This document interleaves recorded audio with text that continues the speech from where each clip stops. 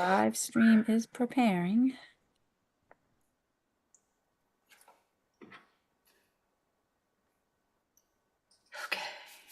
Dating apps are one of the most popular ways to meet someone, which is why scammers are becoming more and more The profitable. Pro One's back. EOH Pro One. If you're joining the meeting, if you could put yourself on mute, that would be appreciated. We are still waiting for a quorum of the select board to start. Yeah, I Looks just like admitted Charles is Charles. Yeah. entering. Great.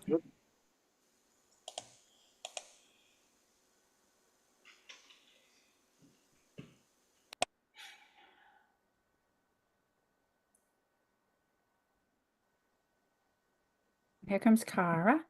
Great.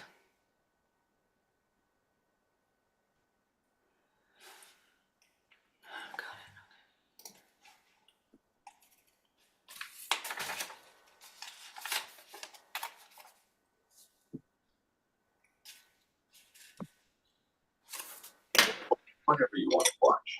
Well, I for one am intrigued. Oh, when is my allergies?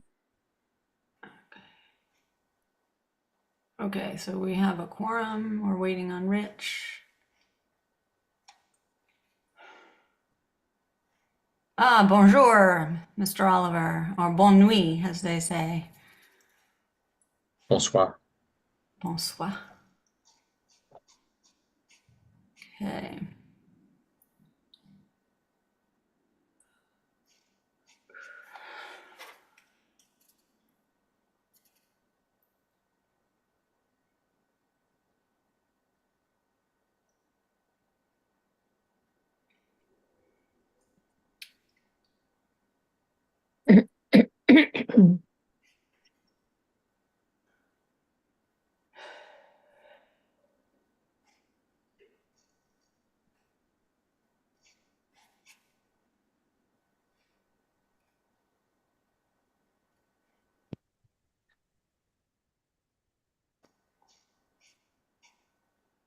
All right, almost 9, and I'm going to start shortly.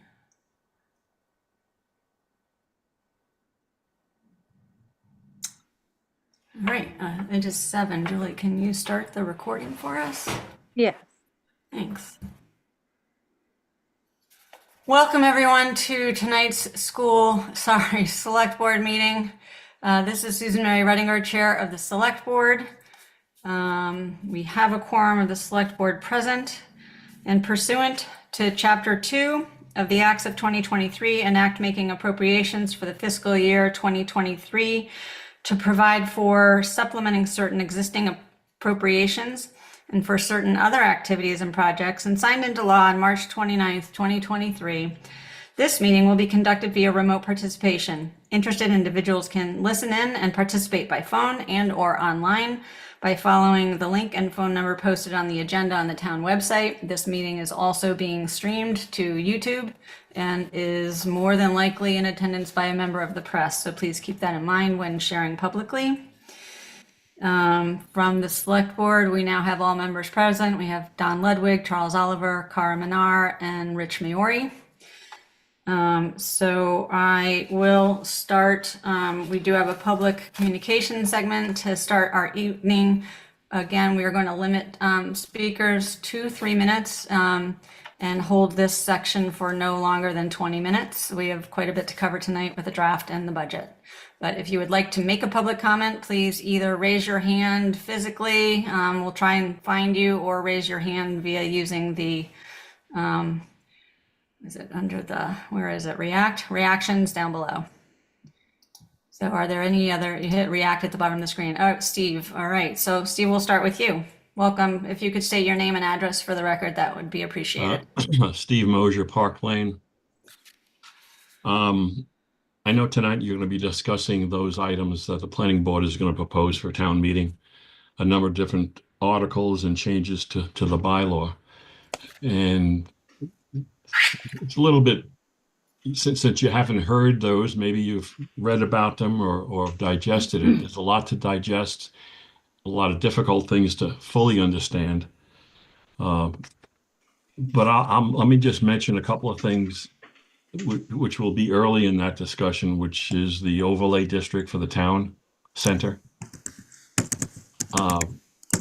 My concern on that, I have a lot of other concerns with the whole form-based code, but it's too involved to get involved in tonight.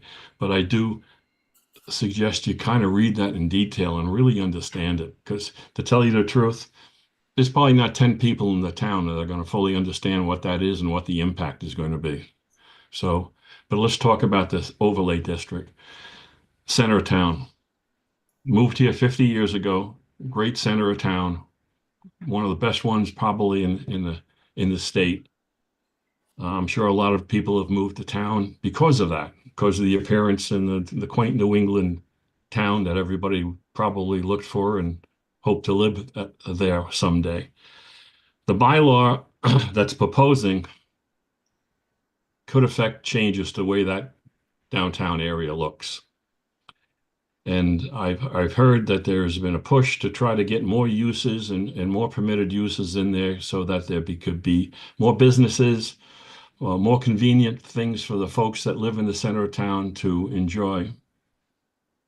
But what we've done is that we've now tried to stuff everything by changing the setbacks, the density, the heights on things that can be used and built in the center of town.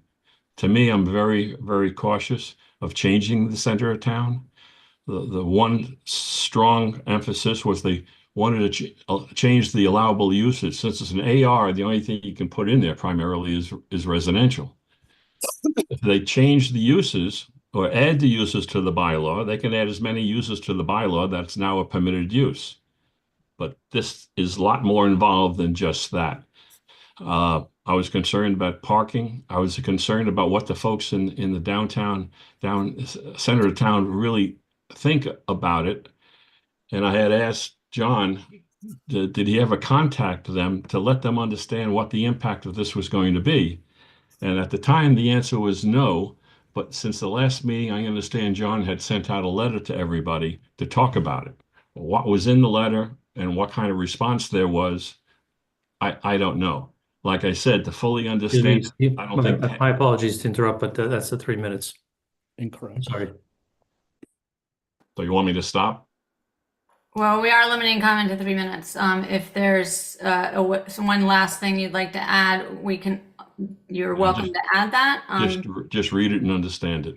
Yeah, perfect. We also are reviewing it this evening, Steve, if you want to watch that portion of it and send us any communications after that we are not voting on the warrant, finalizing it until next week. Great. My apologies, I didn't introduce our town administrator, Dan Nason. I think everyone knows him. Our assistant town administrator, Allison Mitchell, and our executive assistant, Julie Doucette, are also on this call. Steve Peisch. Did I get that pronunciation correctly there, Steve? Yes, yes. Okay. Name and address, please. I'd like to ask Mr. Ludwig a question. Is that possible? No, public comments are addressed to the chair of the committee. You're welcome to state something, but we don't do Okay, back and well- forth here. I would, can you hear me okay? Yes, we can. Well, this is addressed to Mr. Ludwig. I just wonder why he has not decided to resign. He's deleted his X account, resigned from his position as chair of the select board. He suspended his re-election campaign. He apologized for the pain he's caused the community, and he's been censured unanimously by the other 4 members of the select board. I wonder why he doesn't resign from the board. Thank you. Thank you, Steve. Any other public comments? I can't see most people. So if you do have one, I saw Bonnie on there earlier. Bonnie, would you like to make a public comment? Yes, there, okay. There you go. Yeah, I did. I wanted to Bonnie, comment can you on, just state your full name and your address, please? it's Bonnie Chandler, it's Prospect Hill Road. Thank you. And I wanted to comment on the amendments to the erosion control bylaw.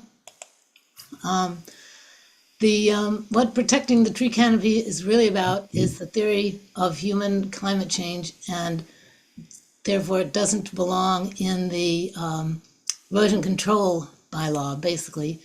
That is a controversial theory that should be discussed openly, not sneaked into an unrelated law in hopes of avoiding the argument. Another problem with it is that educating homeowners is not what regulations are for. They are black and white rules that everyone is subject to, not loosey-goosey educational opportunities. The proper format for that would be a resolution, not a bylaw, or a bylaw that's stated as a resolution, not as rules. Another issue is that it's very open to misuse in the future. And bylaw designers can't control how future tree wardens will act. And if the rules aren't very explicit, the new officials will usually exploit weaknesses. So the most important principle in designing legislation is to prevent future misuse. And that requires bypassing the simplistic first level thinking and looking for secondary and tertiary consequences. This bylaw is an absolute sieve of weaknesses. For one thing, it requires homeowners to wait around for tree wardens to make decisions and gives absolutely no guidance on time schedules or principles for making the decisions or what happens if the homeowner doesn't agree with the town's plan. Another problem is that it protects only commercial agriculture, not backyard hobbyists, homesteaders, and so forth, which in fact is most of us. And then here's some of the perverse incentives that this bylaw causes. I'll just list them. One is that passing laws to enforce a controversial ideology on everyone. Number two, letting dangerous trees fall down in spite of the hazard. Harassment and financial stress from excessive oversight. Fire control. Landowners clearing trees at their own expense is a free benefit to the town. It would make us all safer from forest fires. We've all heard that the fires out west were made worse by years of uncontrolled growth and fire suppression, and we should definitely take that to heart. Another problem is taxes. Controlling everything is expensive, so the more permits, hearings, and administration we add, the higher our taxes get. Another problem is enforcement. How would it be enforced? And it will drive away smaller agriculture, no question. The committee says they fixed the agriculture exemption, but they didn't. It still only protects commercial agriculture. Excuse me, Bonnie, that's the 3 minutes. Really? That's all? Can I mention two other things? We need to encourage people to use their land, not make it hard for them. And the other thing is that this is an attempt to incrementally increase control. And this proposal is a perfect example of an overreaching law that threatens us all with creeping authoritarianism. Thank you, Bonnie. Please. All right. I also see, I'm going to call you out because I believe these hands are still up. We have Abby, Jen, Elizabeth, and Ahmet. And I'll go in that order. Abby? Hi, thank you. Abby Bessie, 9 Westcott Road. I thank you very much, and I appreciate that you're taking the time tonight to clarify and reconsider the budget overrides on your agenda and for adding the public comment time. So thank you for that. As I did last week, I'm here as the school committee chair to ask you to adopt the finance committee's recommendation for the full override amount. It's what it's needed to sustain the current level of services in both our town and our schools, and anything less than the full override will result in cuts, which for the schools will directly impact education as well as the quality of services our town provides.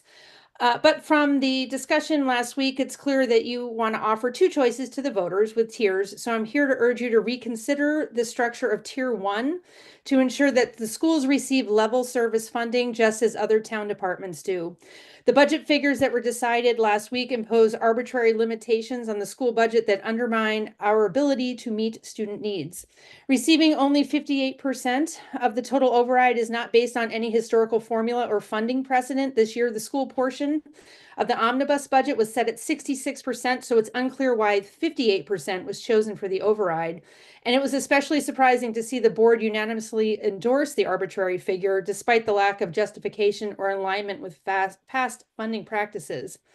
So the 58%, which is equivalent to $521,000, doesn't cover what's needed to maintain the current level of services in our schools, and will require for the schools to cut the equivalent of 5.8 full-time employees, and that's for an override. Whereas every other town department will not have to make any cuts and some will gain positions. The schools require $748,000 for level service. If we're going with 2 tiers, the fair and responsible solution is to adjust tier 1 so that all town departments, including the schools, get the necessary funding to maintain services and staff.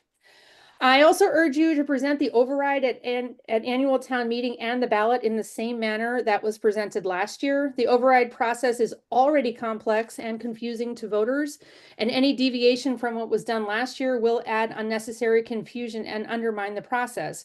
There was a ton of education and outreach that went into voter education last year, and changing the structure now not only negates that work, but then requires re-education and more outreach, and voters deserve clarity, transparency, and simplicity, even though 2 tiers isn't simple, when making decisions about the future of our town, our school, and the voters' taxes. And finally, the budget process or the budget events of the last 2 weeks, coupled with our experience last year with the override, has shown light on the fact that the current budget process is broken and it needs an overhaul.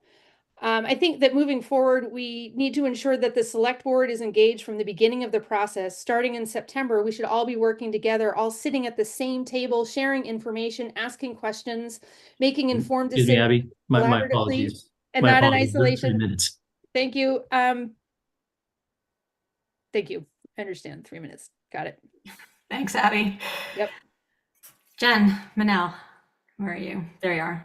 Thank Name you. and address, please. Yep, Jen Manel, Stowe Road, and I'll also thank you for adding public comment time to this meeting. I'm speaking as a private citizen, not as a board member of anything, but I am also speaking on behalf of some folks in the community who, for various reasons, do not feel safe to speak up and cannot risk retaliation. If you are a cis, het, able-bodied white man who does not wear fun glasses, you are valued. Otherwise, you are seen as less than.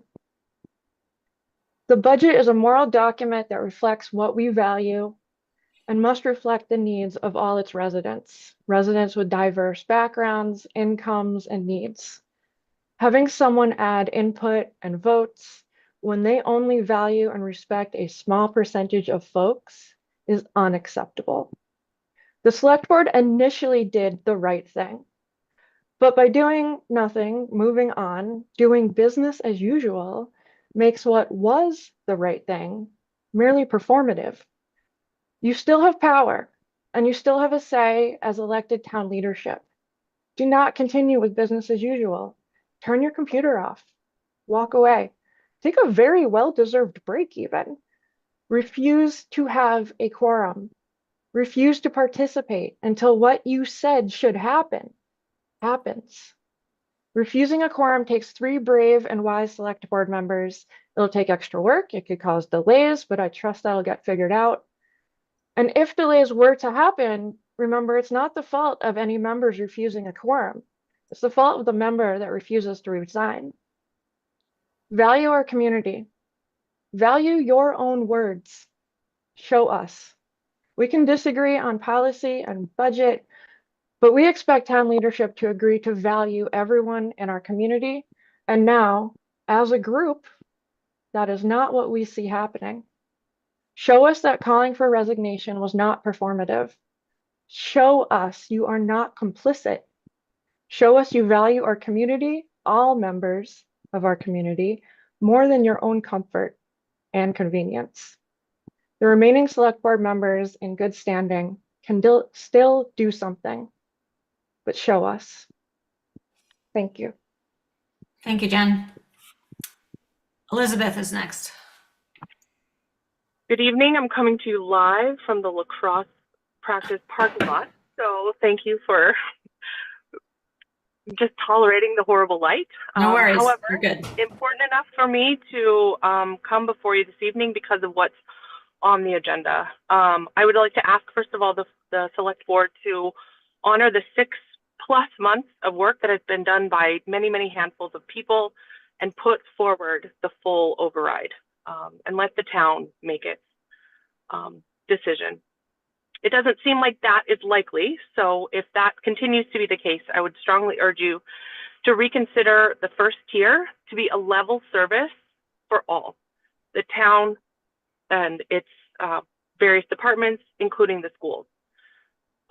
Right now, as level 1 or as tier 1 stands, it is level service plus for the town and the departments, but the school, as one of those areas, is not even at level funding, let alone level service. At the end of the day, we are all in this town together. This is the same town we all live in, that we love, and that we all truly want the best for. And so we all have to stand together to feel the implications of the decisions that we are making as a town. I've been really glad to hear, and I sense that we are starting to name as a town that we're in an important moment and that we have to make some critical decisions and conversations ahead about the sustainability of our schools and our town and its nature. But I don't think putting that on the backs of the youngest people in our town is ethical or responsible. So again, please consider or reconsider your tiers for this evening and give us a clear path forward where we can all decide what's best in our town. Thank you. Thank you, Elizabeth. Just through the chair, Elizabeth, your name and address, please. Your full address. I apologize. Elizabeth Neese, and I'm on Bolton Road. Thank you. I had called on Ahmet. Ahmet, there you are. Good evening, Ahmet Çorapçıoğlu, Shaker Road. I have two categories of items I'd like to share with you. One is what is honorable thing to do by Mr. Ludwig. I strongly support what Steve Fish and John Mennell said. For him to do the right thing, we still hope.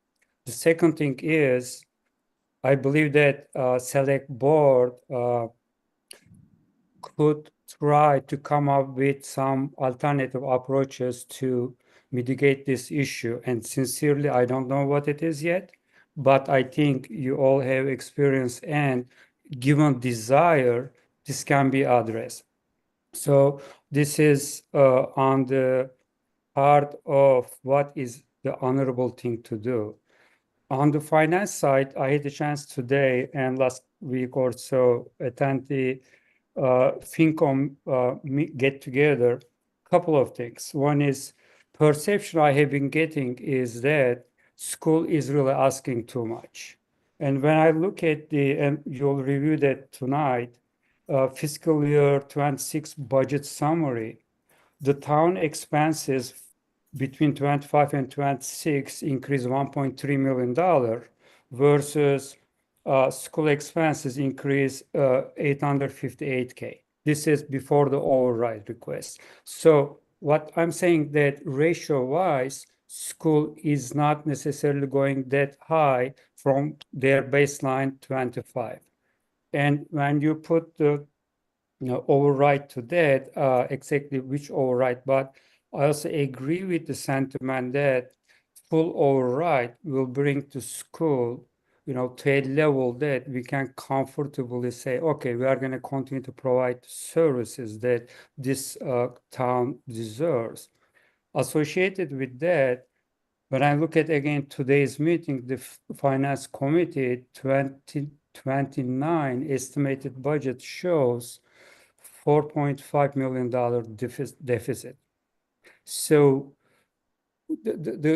I think the punchline here is collectively we need to do something, because the reason I have been hearing from folks who has been in this town and work in different communities and understand this town very well, we have structural deficit. Okay, so we can either accept that, or we can say we don't want to have a $4.5 million deficit in 2029, and what do we need to do today? So anyhow, these are my observations, and I wanted to share with you. Thank you. Oh, thank you. I had those 3 minutes. Thank you. Thank you. All right, if anyone would like to make public comment, can you turn your screen on and raise your hand using the react button at the bottom? Otherwise, we're going to move on. All right, seeing none, thank you. That now closes the public comment section of our meeting. We'll move on. First item up is to clarify and consider budget overrides.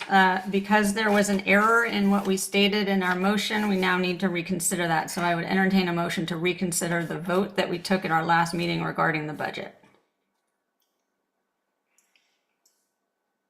Second. Now okay, so there's a first, I didn't hear. Okay, so there's the first and second. We'll do this by, any other questions? We'll do this by roll call vote. Just doing it by order of the screen. Don, you're up first tonight. Aye. Charles? Oliver, aye. Bara? Minar, aye. And Rich? Aye. And I'm an aye. All right. So I just want to recap why we're doing this. Initially, we had the wrong amount on the tier 1 override. Jared sent us a corrected number. In light of that, and in light of the number of comments I've gotten over the last week, I would like to reconsider tier 1. I feel that making a structural change that large in 1 year to the school budget, I don't know that we can get all the way up. I don't know if the board would want to get all the way up to the level service ask, but I would like to reconsider tier 1. It was difficult last week trying to do numbers on the fly, so I sent you all a spreadsheet earlier today. I don't know if you had a chance to look at it. My proposal would be that we take out of what the schools ask the 113 that they're asked, they have a warrant article for to be returned to them from free cash for the technology rebate that they got last year. And that we also take out the 42,000 that they have requested out of free cash for the revolving fund for the building rentals. If those things pass, that would add up to 155. And I'd also take out the added ask of adding the coaches' salaries to the omnibus budget. That actually, while the service has been provided, it's not a level service to ask it to be included in the omnibus budget. So that would take the school's override request of the 900 down to, I have to look at this now because I put all this down, 689, 163. And the town override would, and this I've checked with Dan on this, of eliminating, and Dan, you support the elimination of the extra hours for the Board of Health admin assistant at this time, yeah? Dan? Yes, thank you. Yeah, I haven't had the opportunity to analyze all the departments and any of their efficiencies, but this is something at this point we can definitely live without for this fiscal year. Okay, so that would drop. That would drop. Can I finish? It was 10,000. 10,000. 10,160. Yep, 10,160. So that would drop the town's tier 1 request to 268.35, and it still includes 1, 2, 3 items above level service as identified by the finance committee. Are you So sure? hang on, I'm not done yet. Hang on. Let me just lay it all out and then we can all talk about it. So what I would propose as a starting place for our discussion, and then I want to hear from everybody, is a tier 1 override of 939, 838 and 25 cents. And then we would have the tier 2 override stated as the 1374, 389. So that's my proposal to start the conversation. I had just one quick question, because you had 689, 163. Yeah. Plus 268, 035. Nope, plus 250, 675. So say that again. What is it again? 689, 163 plus. Plus 250, 675. Okay. And that's on the spreadsheet that you should have. Yeah. Susan Okay. Mary, given that you sent the spreadsheet this afternoon, not all of us have been able to see it. It wasn't included in the packet. Could you please put it up on the screen? I'd be happy to do that, Rich. Hang on one Good. sec. Moving forward, I'd like to have budget information days ahead of time, not that afternoon. Yeah, I got it. Julie, could you turn sharing on, please?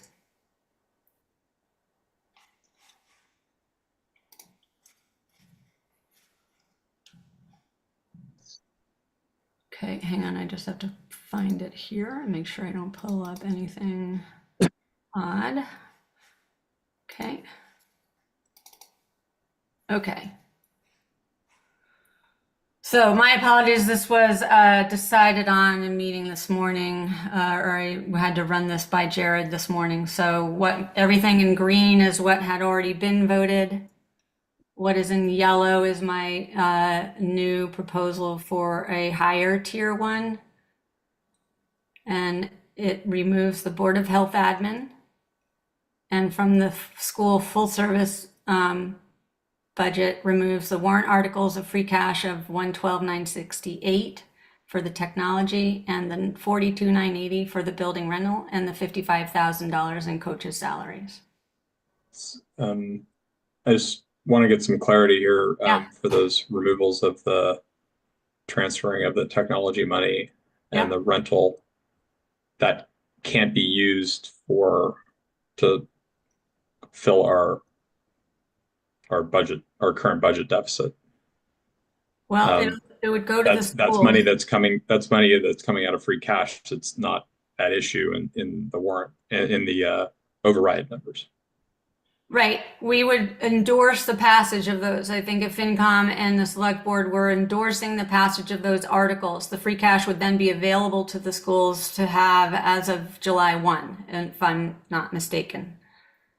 No, I don't understand how that takes the money. I don't understand how that takes the money out of the school's request then. Like it's not, they're not gonna. Well, I mean, in addition, so I mean, I guess Jared will be able to explain it and make sure that I'm understanding the situation.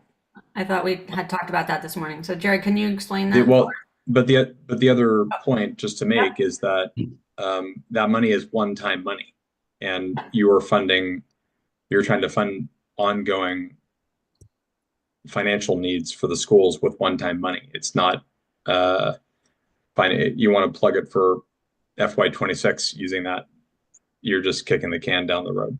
Potentially, there are some items on there I think that are one term. The $77,000 in curriculum materials is a one-time need that they have. I think there are some one-time needs they could use the money for, but I will let Jared answer how that gets addressed. So I think that is right, is one-time funding, but that funding would be available the day after town meeting. It wouldn't be available on July 1st. Okay. And Charles, could you just kind of specify your exact question, what you were looking for to be answered? You're suggesting, Susan Mary, to reduce the school's tier 1 override request from 900 and change to 689,163, essentially using that. But I don't understand, like, so you're gonna not have the money transferred? I don't really, I guess I need to have that explained to me again. Well, there's 2 warrant articles, right, that we reviewed that they have asking money from free cash because it was monies that they really should have gone to the schools and didn't. It went into free cash. It went into the town's accounts and then it became free cash. If that free cash was given to the schools, it could be put into the Devens Fund. Then the Devens Fund could be used to draw on as an offset to their operating budget in next year. I understand. So taking that transfer of money into account, you're reducing the school's tier 1 override request to 689,163.25. Right. Right. Okay, I see. Yeah, through the chair, I think, Charles, and I think a lot of other communities that I've spoken to have done something, I guess, somewhat similar in the past where they will use free cash to avoid an override in a certain situation. I know it's only a one-time fix or a one-year fix, but you are correct. It is just for that one fiscal year. So it's going to be problematic for next year, but does that kind of help explain it? Yeah, that's fine. I mean, that's fine. But so we were going to do that anyway, right? So that we were going to, I mean, I'm certain that the town meeting was going to vote to approve that transfer of money because it was the school's money. Anyway, that's fine, but then why would we want to give it to them twice in a way, you know? Yeah, I mean, okay. Yeah, I guess,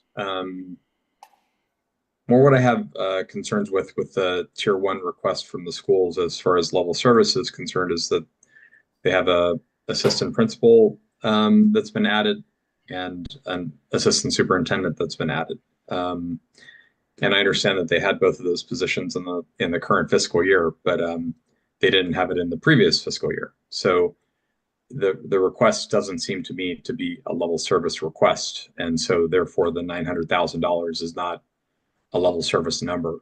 I mean, I saw it in the budget documents that the assistant superintendent was being paid for. It was there's in the note in the line item that says it's a math position that was changed to an assistant principal position in order to keep the full-time employee number the same. But if you don't need the math position, you don't need to spend the money on the assistant principal position. I'm just saying, when we're in this type of position, because you determine that you don't need a math position, doesn't mean that you should then go ahead and move that money into a different full-time employee position. You should bank the money and take into account the financial position that the town is currently. That's all I'm asking you to consider. And I've been told that it's misinformation when I say that, but it's in the budget document. It's in the line item. So it's not, and I heard it said in a school committee meeting. So I'm just not sure if I'm not saying it correctly, I apologize, but if somebody could correct what I'm saying,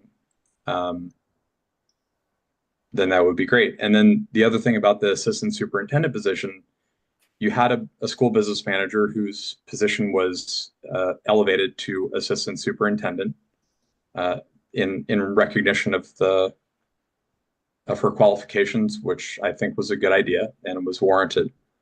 But then when that position was vacated, you hired an assistant superintendent that had no financial experience, and then you spent additional money on the school business manager when you outsourced that.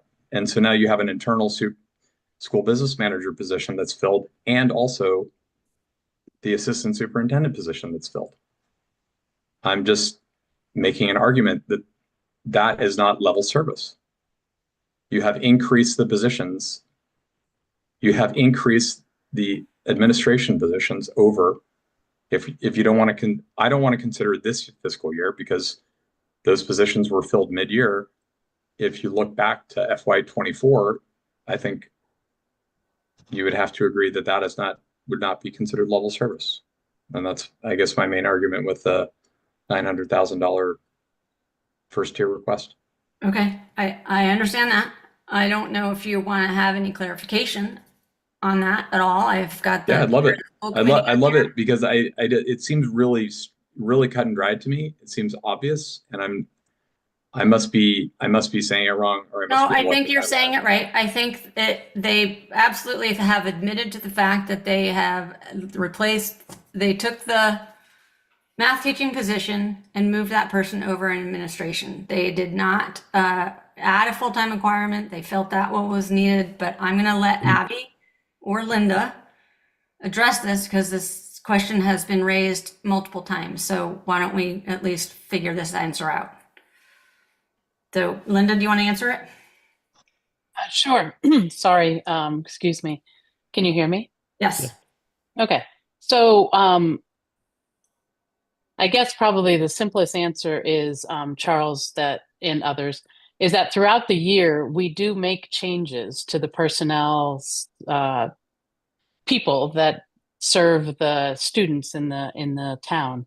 And those decisions are made by the school committee. So in concert with them, I work on those approvals. And so what we bring to town the next year is based on some of the changes that happen throughout the year. And so, yes, you will find positions that change from a math position perhaps to an assistant principal, but we have documented why that change was made. It's made with the full endorsement of the school committee that's elected to help make those decisions. And so when we look for funding the next year, we are putting what has been successful in this year into next year's planning.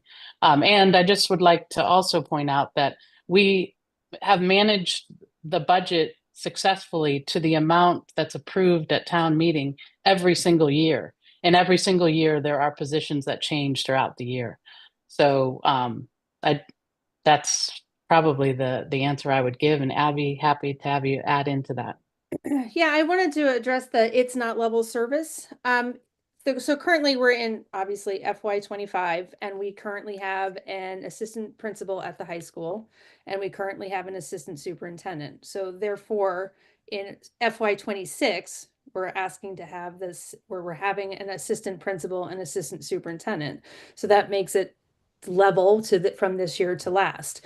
So I don't know. I don't quite understand your argument that it's not level service by asking for the vice principal and assistant superintendent. And I don't know if the chair will let us have that discussion. Well, I think what he's saying is that it was a change, and it was changed mid-year. And so I think the comparison is between what we're looking at now and what you had before. It's, yes, a change was made, yes? So, Yeah, right, I mean- but we're not running, like, we didn't hire an extra math. So in looking at the math, so you know that last year when we first put our budget forward, there was assistant principal request for both the middle and the high school, and then it was reduced. And there is a need, there is a definite need to have an assistant principal at the high school. Well documented by the high school principal, whose job it is to assess their needs, and supported by the superintendent. In the same way, our needs changed for assistant superintendent. We had an assistant superintendent since, I think, 2023. Correct me if I'm wrong on that. But our needs changed, and we thought we could have the outside firm of TMS do our financials and then have somebody work as a curriculum coordinator. Didn't quite work out that way with the outside firm, but we managed to make it work to meet our needs of an assistant superintendent for curriculum and all sorts of other things, and elevated somebody from within who is not only doing her past role, but this current new role of director of finance and operations. So the town has a superintendent, and a town administrator and an assistant town administrator. And I think we've had an assistant town administrator in Harvard since like 2008 or something like that. I appreciate the explanation. Okay, so let me just finish though. And so we have, the town had a need and hired an assistant town administrator. The schools had a need and hired an assistant superintendent. It's the same thing. It's just coming at a different time. In the same way, the high school principal identified this need and documented it. Go back through our last budget document. We found a way to make it work.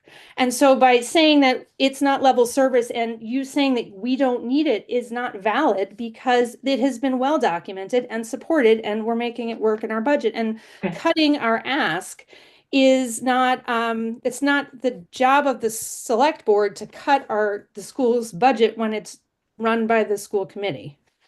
Okay. All right. Okay, but we just want to make sure, Charles, did you get clarification on that or not?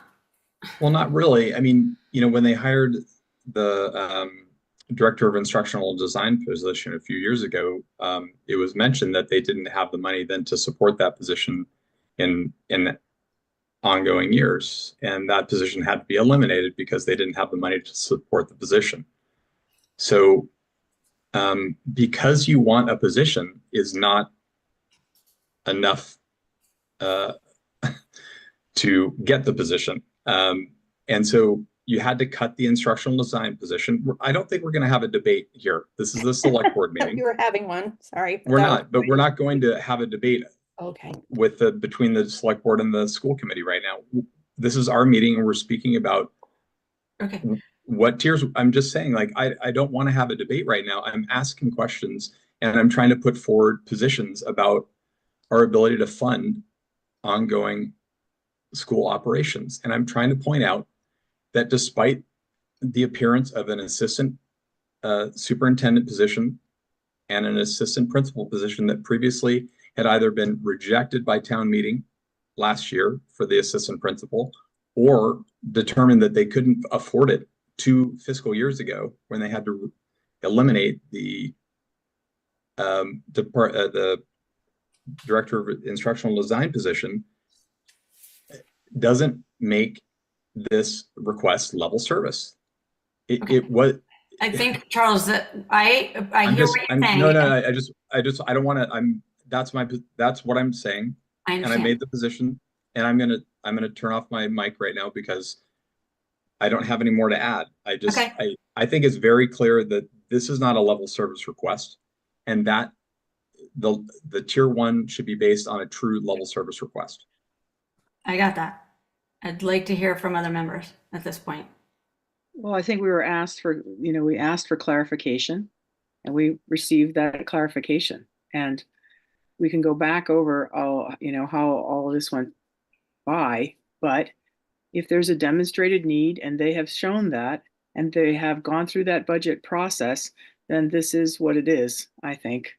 None of these situations are great, but I think we have to understand that folks that are working in different departments, we have to at least respect what they've put together. I do understand there should be I agree with Rich earlier, there has to be a much better process going forward, I think. So, and I think Abby mentioned that too, but in any case, I think we are where we are at. And I think, going over some of these other smaller pieces isn't going to get us any better to where our reality is. Okay. Thanks, Cara. Rich or Don? This sucks. Put it that way. Yeah. So I absolutely hear the concerns of the school and mentioned it to Susan Mary last Friday that I think we could have.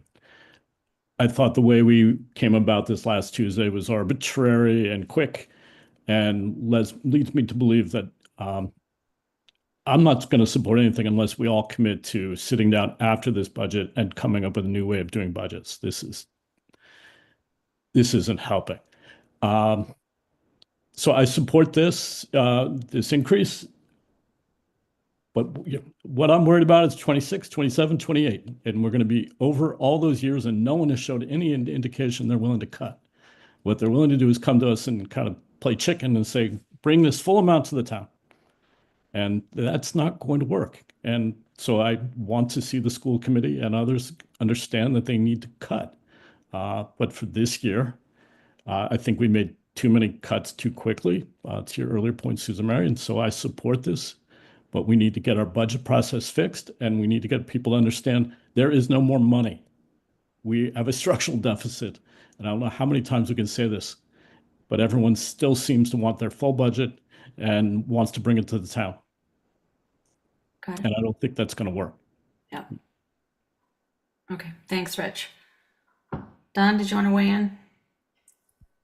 Yeah, I think, as we've been saying, the process is broken, right? So our budget process is not good. I hate this discussion about level service, what's not level service. At the end of the day, all the things we're talking about right now are the things that the Finance Committee's chartered with doing, and they did.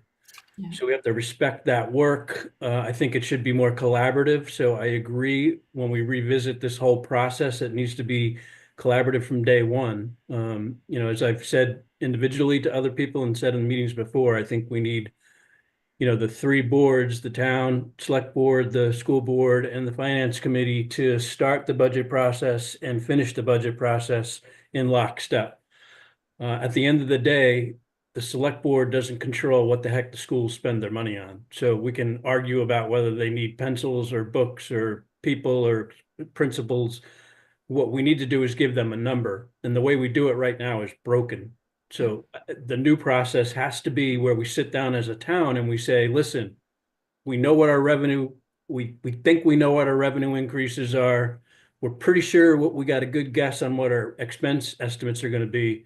So what is the number that we need to go do above and beyond? And then we got to seriously look at staffing across the board. Where can we make changes? Where can we double up? Where can we regionalize? Where can we whatever? But that's a process that needs to happen, and we're not going to be able to do it now. I think we were dealt a little bit of a shorthand in the sense that we didn't get the FinCom recommendation until 2 weeks ago, right? So we had last week we we quickly had to go and come up with a budget decision, which I agree with Rich, is the wrong way to do it. We didn't have enough time to really assimilate through it.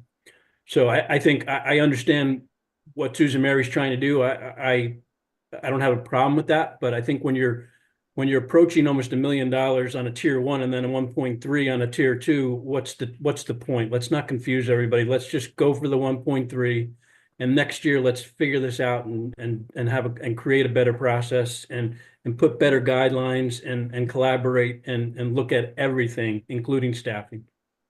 My take. Yeah. Great. I will add, I did a little research. Duxbury has a 5.8 million override that they're considering. Natick has a $7 million override they're considering. Stoneham has a $14.6 million override they're considering. The abilities of towns to meet their obligations, especially with the rise in special education, with insurance, with transportation costs, it's past a town's ability to leverage what they need with the 2.5 levy. So we need more growth.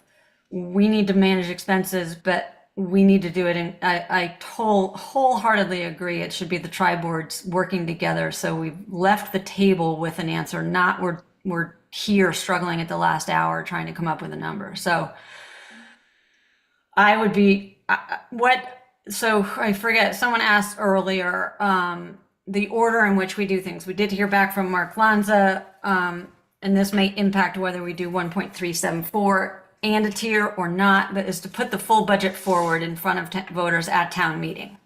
That's what we did last year. We put the full amount of a budget with the $700,000 override built into it, and voters at town meeting were asked to vote up or down on that.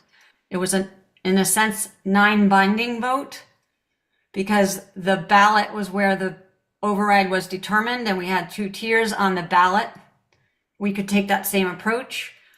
It's also been suggested that we do away with the tier 2 and go with 1. So that is a vote that we need to take tonight. Thank you, Susan Mary. Question for Dan. Dan, what happens, or just remind me and everyone watching, what happens if it doesn't pass At town meeting? At town hall, at the ballot? So the ballot. It's more likely to pass at town meeting. It's not less likely to pass at the ballot, and either way, doesn't If matter. it passes at town meeting, then the both tiers fail. You've at least passed the 2.5% levy budget. That's correct. Yes, I'm sorry, Susan Mary, let me clarify. Sorry. If you get the full amount and no tiers, full amount, all the chips in the middle, if you will, we're going for it. And it doesn't pass either at town meeting or town election. My understanding is we have to come back, come up with a new budget, and do the process essentially over again, town meeting, town election. Is that correct? So No, go ahead, Dan. You have no, it'll pass at town meeting. Excuse me. And if the overrides don't pass at the ballot, then it'll defer back to the 2.5 budget. But what if it doesn't pass? I think Rich is asking, what if it doesn't pass at town meeting? Well, the budget has to pass at town meeting, so it otherwise we have to come back. I mean, it has to pass, otherwise we leave town meeting with no budget whatsoever.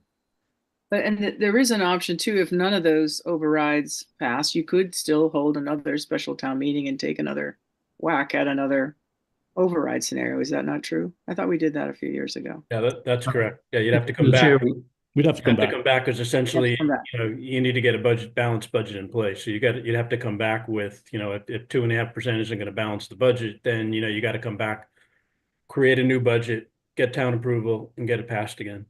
Yeah, through the chair, and that all again costs more time and money and lost opportunity costs for the staff. So when we were talking even with the finance committee about $10,000 here and there, that's basically it's going to cost us near that even to hold a special town meeting. Right. So the reason I'm asking is I understand people's frustration about the select board's not following through on the FinCom's ultimate recommendation. But it may not pass, and I'm trying to figure out where do we land with this after if it doesn't pass. And so we'd go to 2.5, which isn't going to be enough. Okay, thank you. Well, And I think, Rich, that was my thinking is if 1.374 is simply an unpalatable number for the majority of people in town, is 900 acceptable? Yeah, that's what you and I discussed on Friday. So that's anyone tuning in. That's the context which we're trying to. Maybe that's why we have tiers. Is so we have a landing place that's better than 2% increase, but at least gets us something. I understand the argument. It creates confusion, but if you look at what passed last year, it was about $1 million short of what we're asking for this year. And just to clarify, just to let folks know, Jared put this table together, which was great. On the average assessed value of a house in town, which is almost $876,000, for a $900,000 override, that's $437.98 for the $900,000. For $1.2 million, that's $578.14, and for $1.3 million, it was the $630 per average assessed value household. Yeah. And so if whatever we go to town meeting with will need to be really clear and really well documented, and we're going to get Bill Barton, we're going to mock it with him. So it goes through as smoothly as possible. But so now we need to decide on this. The full amount is what will be voted on at town meeting based on Mark Lanza's recommendation, based on the way we did it last year. Charles, you were even advocating for that at our meeting last week. So we would put the 1.374 forward budget in the book. Then we need to know if we're offering on the ballot a second tier and if members agree on the number. Yeah, basically the highest dollar value option on the ballot wins, right? So if they both pass, then the highest dollar one is the one that's implemented. So right. Can we get clarification from Abby and Linda either, or that you are the tier that Susan Mary's proposed with this 900, you guys can manage within that? I mean, I know it's not ideal, but is that palatable? Is that, and that's 939,838, is that what you said? And then what the school split would be 689, 163, 163 and 25 cents. So you can 25. Don't forget that buys a pencil. There's some pencils there, right? Through the chair, that would have to be rounded up to the nearest dollar anyways. Oh shoot. Okay, 64. Yeah, I guess my concern though is about and if I could clarify and ask a concern, Susan Mary, you're then asking us to pull the warrant articles? Or we would say take no action on them. If the budget doesn't pass, then you could certainly present the warrant articles as is. Okay, so you would set the warrant up so that the budget comes first and then the articles? That's the way I would ask Jared and Dan how it should be. But if the budget fails at town meeting and we don't have anything, then at least we would pass the free cash articles to go to the schools. Yeah, so those are, but those, somebody brought the point up earlier, those are one-time infusions. So which doesn't, then, Rich's point about the structural deficit, like that just kind of kicks the can down the road for the next year. And certainly that will help because we do have one-time expense, although it wouldn't work because we're still trying to pay all of our teachers and keep what we have. It's concerning that we're using these one-time expenses and actually money that we had already expended that was just being returned to us to fund our budget. Except it's still going to go back into the Devens Fund, which gets used to offset recurring charges also. So if you don't gain more Devens students, you're right, it won't help in the long run, but it will get you through the next year, and you have the option to apply it to one-time expenses. Susan Mary, I thought your objective was, since they're going to get that money through the warrant articles we presume will pass, that we will take it out of the budget number. We would, but kind of if indicating it's in the budget and the budget passes, you don't also need the warrant articles because then it's awarding them twice. So what you're saying is if the 1.3 passes, then you won't need the warrant articles. But what if the second tier passes? That's under the assumption that they would be getting the free cash transfers. You know what I'm saying? Yep. I don't know how you do that because it's determined at the ballot, and now you can't revote warrant articles. Yeah. I agree with Don there. Gotcha. Okay, didn't consider that scenario. So then maybe we go back to the 1.374 as the budget, but I don't know how to account for that. Hang on. The other, if I can, Sure. just the other point is that the rental amount, we are actually going to go into deficit this year and need to pull that from Devon's. And what we have built our budget to need already from Devon's is going to put us at a deficit next year. So I just wanted to say that, we are expending money, have expended money this year that we were unable to pay for with the rental money. So that we were going to need that. So I get yes, well, right, because we're going to pull more from Devon's than we expected to pull in order to cover those expenses. This year. Yes, this year. Okay, got it. Okay, so that my whole theory then just doesn't work. I don't think. Hang on, Abby. Let me let board members I think we got the lay of the land. Unless there's a positive thing you have to add to us, not something else that you need. So it sounds like you're suggesting that you just go with the 1.374. I don't know, because I do have a concern about that passing at the ballot. And if that doesn't pass at the ballot, then we're back to square one and we have only a 2.5% levy approved, and it's more work and more time. So is there a way to get to the 900-ish level? I'd still like to understand my original question. If presuming you get the ballot, the warrant reimbursements from free cash, which I agree you totally deserve. That's money that, should be going back to you. Can you live with us taking that amount off of the other tier? Can you live with that whatever? And 89, 163. I mean, how bad is what kind of situation does that put you in? Can you live with that? The 680, I'm sorry, can I? Yeah, go right ahead, Abby.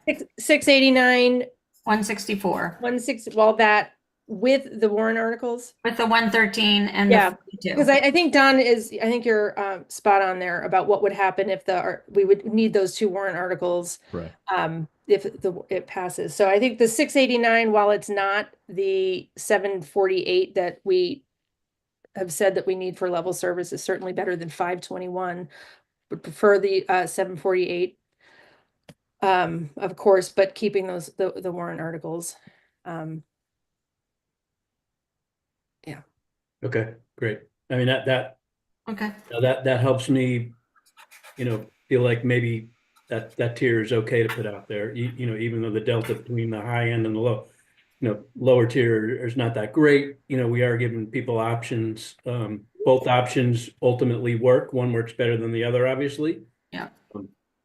But, at the end of the day, this level service thing and, the town gets this and schools get that, that mix is always going to change. Every year, there's going to be pulls on one side or the other. This year, it happens to be a lot of needs on the town side. So, you can't just say, well, because they got that, we should get this.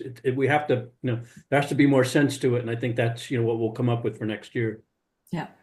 Okay. So do we have consensus then on the 689, 164 for the schools and the 250, 675 for the town, for a total of 939, 839? I would like to include the Board of Health hours in the tier 1 request. I think that based on Libby's explanation about what the things they need to do and aren't accomplishing is important.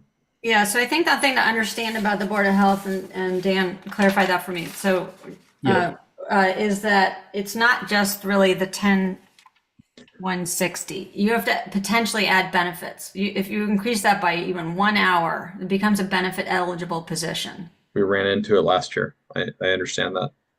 That's Okay, correct. and So it's going to be much more than $10,000. We're going to be Like a Well, last year we 50,000. built in 25,000. 20,800 for it. 25.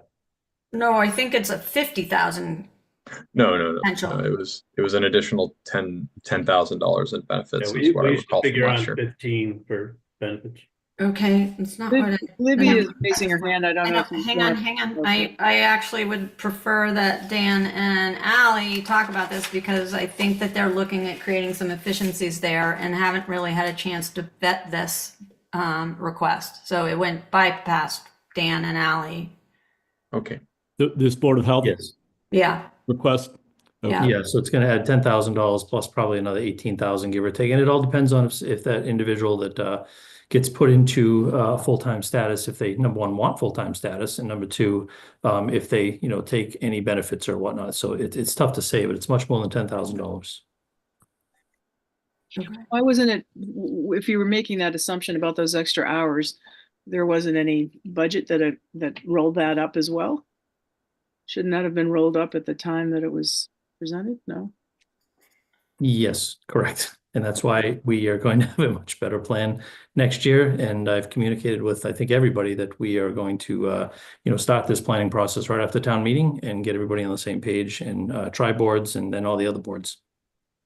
Would it be possible for me to speak, Susan Mary? If you keep it succinct, go right ahead, Libby. Thank you. So I'd like to second something that Abby said earlier, that the Board of Health has offered to speak to just about everybody about our budget. So I'm a little bit surprised to hear that a change was made. I want to clarify, we put in for 6 additional hours. We are not necessarily asking for a benefited position.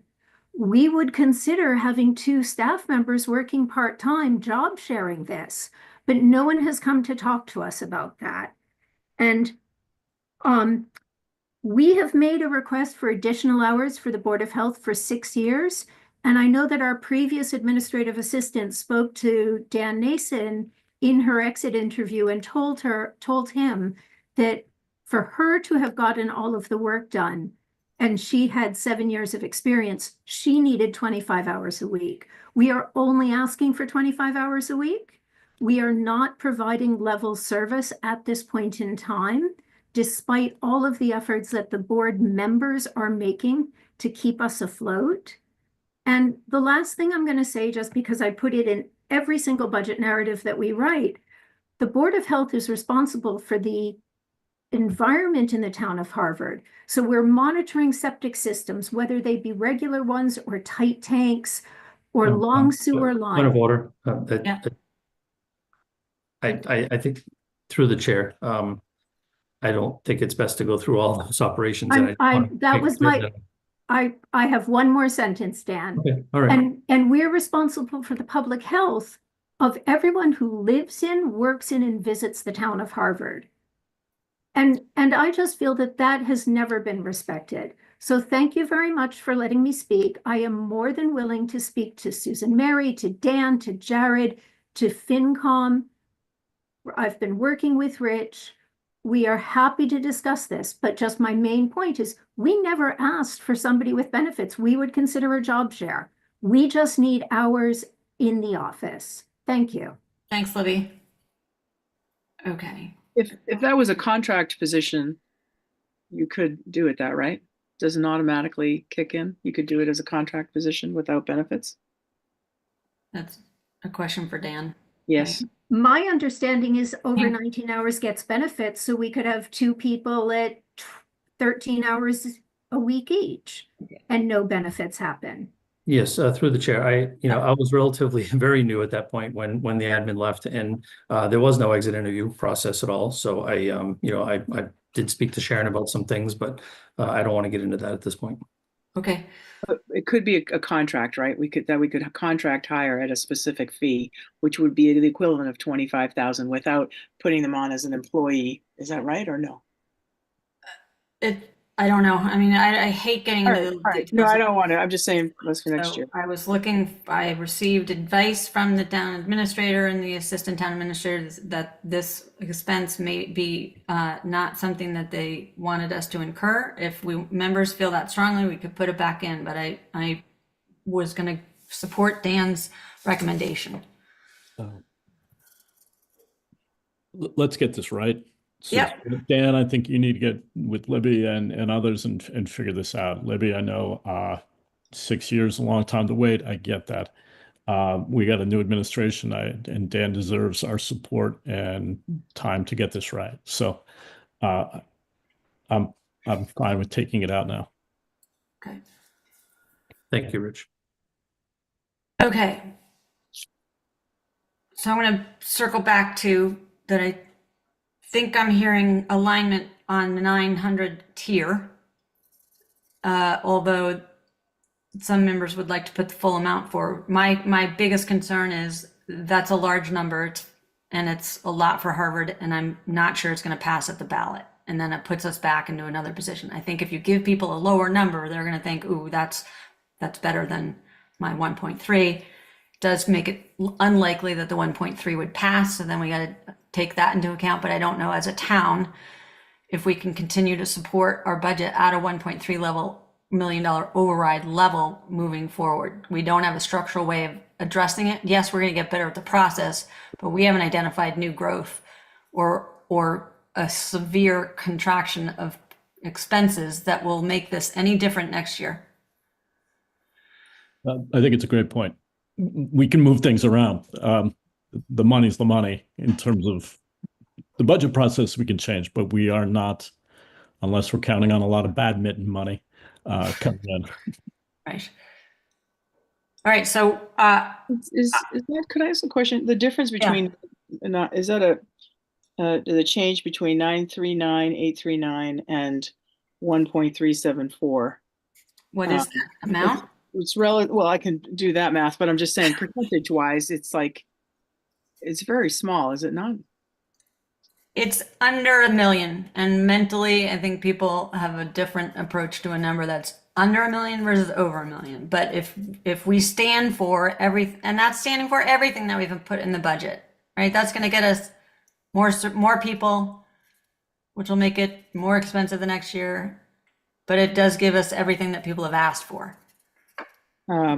But that's the case to be made. You know, people are going to have some work to do to get this budget passed at the override level of 1.374. I know people are already working on that, and we need to make it clear what the choices are. But again, it's not a big difference, Cara, and it's not a huge difference to the individual tax bill. But it's 400,000. That's what the override was that passed last year. It's $183 a household. Difference. And Susan Mary, after hearing Abby say she's comfortable with that number, I'm comfortable with a 2-tier. So okay, if you're ready, I can make a motion. I would love it. Okay, I'd like to make a motion that we approve the tier 1 at the $939, $839. Yep. And tier 2 at 1.374389. Great. Okay. Is there any further discussion? Okay, we'll do this by roll call vote. Cara? Minar, aye. Don? Ludwig, aye. Charles? Oliver, nay. And Rich? You're muted, but I saw you your lips. I'm a lip reader now. My lips said aye. And Redinger, aye. Okay, thanks everyone. So we're clear, the full amount will go forward as what's the budget in the book. The ballot will have the top tier and the lower tier. And if those all fail, then we're back to the 2.5% levy and we need a special town meeting. All right, great, thank you. Moving on, we are gonna go over the planning board articles in the warrant. This is where everyone leaves town meeting too, but we would love to have people stay and understand these so that it makes town meeting go faster. Hey, welcome, John. Thank you for being here. Okay, John here? John is here. All I am right. here. Thank you, John. I'll set it up and then turn it over to John tonight. The objective to have John here is twofold. One, to share the warrants and provide clarity, educate us a little bit on these different warrants. Some are quite small and just a change of word. Others are not, and they're far more involved. And John can walk you through that. And then second is working with John as we go through the warrants. What are they all priorities this spring, or can some be pushed to the fall, given the size of the warrants we already have at town meeting? So that's the ask of John, is to educate us, answer questions, and then see if we can prioritize with potentially moving some off of the spring warrant to the fall warrant, if a special town meeting, if we decide so. Great. Sorry, I have to sign off. Yeah. Thank you for being here, Charles. Okay. Thanks, Charles. Thanks, I'll everybody. round back with you. Yep. Have a good night. Yep, safe travels. Okay, great. John, is there anybody else from your committee here that you'd like to introduce us to? Yes, Doug Thornton is also here. Doug? All right. All right. Through the Do you chair, want it up on the assuming screen? Yeah, through the chair. Do you want me to share? That'd be great, John? Dan. Thank you. What are you sharing, Dan? The warrant Ah, with your articles on it. Is that what you'd like to do, or do you have? there's a lot there. There is a lot there. Would you rather share something else, John? So Did you have something else in mind? My apologies. Well, I like the no, bullet go ahead. item You that can go John ahead and said. share them.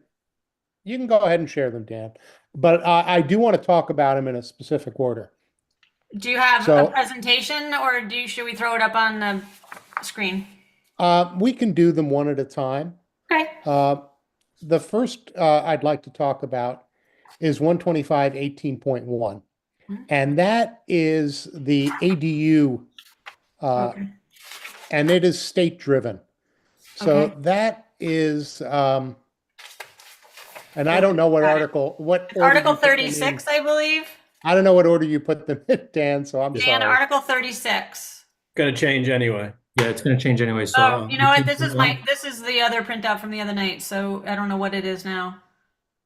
It was Yeah. 36. And So- John, real quick, sorry. Nope. So it's keep going. Acronyms, can you spell ADU as There you go. Accessory dwelling units. Thank you. So this is specifically driven by change in the state law that made the creation of an ADU by right for less than 900 square feet. Our existing bylaw says that any ADU requires a special permit from the ZBA. So we worked with the zoning board and with the building inspector to come up with wording on this one that will comply with the state law. So this one is a fairly simple one. I think it's very straightforward, and really nothing in it changed other than addressing what the law requires. Okay. I was wondering how you came up with 900. Do you want me to just page through it, or do you guys want any further clarity? Any members have any other questions on these? Cara? Questions on 18.1? I just have one question, John. Thanks for all your work on this. We tried to do this several years ago to bring more affordability into some units. I didn't see if there's any minimum lot size. There is nothing in the in the state law that I'm aware of that talks about a minimum lot size. It would be whatever the lot size is in town, and you still need to comply with the building code. So my understanding is, if, for instance, in the AR district, you have a 1.5 acre lot with a primary dwelling, and maybe you have a garage, you could create an ADU in the garage, but to create a secondary dwelling, I think, it's going to need to meet the other requirements of the bylaw, which I think is half an acre for each additional dwelling unit you're going to create. So I don't think this isn't changing the zoning at all. This Yeah. is just saying that you can have a by right, but you still need to meet the building code and you still need to satisfy, you just don't need a special permit from the ZBA anymore. And it's 1 ADU per lot. 1 ADU per lot. Thank you. Okay. So the real gating factor is septic. Is that probably right? Probably. The real what factor? Yeah, you still need to, Yeah. exactly, you still need to meet all of the Right. the requirements for septic. Okay. Thank you. It's one additional, this is Doug, it's one additional ADU. So if we already have an ADU, the state's gonna let you do another one. Okay. Any other questions on this one? Where do you want to go next, John? 12554, which is the floodplain district bylaw. This one, again, it is state-driven. Okay. And it is just the fact that FEMA updates their floodplain maps every 10 years. So because we have an updated floodplain map, we need to have the bylaw reflect that. And we also made reordered a few things. So it looks like there's more changes than there are, but we just reordered some of the language and addressed some the variances that the state asked us to. So What does this essentially do, John, though? What's insurance? House insurance. It's for flood insurance. So Got it changes the boundaries of the zones where you can get or need to get flood insurance. Gotcha. So it's not a it changed some of the. My apologies. I'm trying to find it. You had it. It's number did. 41. Sorry, John. That's okay. That's why I said I didn't know what order you had these things in, but. And Oh, do they you got know how renumbered. many is it known to us approximately how many households this impacts in town or no? Not that many because most of the floodplain is either it's adjacent to wetland, it's conservation land, or it's not developed. So there are probably a few households that might be affected. I do not have a number. Okay, but it is essentially by law that for this it's required. It is, well, if they want to get insurance, it is, yeah, so, No, changing the bylaw. yeah. Okay. State law goes into effect this summer. So on the previous ADU, the state law has already gone into effect. And for this Got it. one, it goes into effect before a fall town meeting would happen. Great, thanks. That's helpful. All right, where to next? Unless anybody else has another question. Okay, the next four are really housekeeping. Okay. The first one is the section on definitions, 125-2. That's back early. And we just added 6 definitions that are used in other bylaw sections, and we changed the wording on one of them. So it's very, very trivial. Yep, there you go. Trivial changes. So we added examples to the definition of accessory. Okay. We added a definition for accessory dwelling units. We added a definition for ADA compliant. We added a definition for enclosed, for facade, and for mixed use. Now, mixed use is interesting because there was a section in the uses that talks about mixed use village development, but it didn't really define what mixed use was. So this is a new definition that is really essential for the transformative articles that I'll be talking about later. So it's important that we have a good definition of mixed use.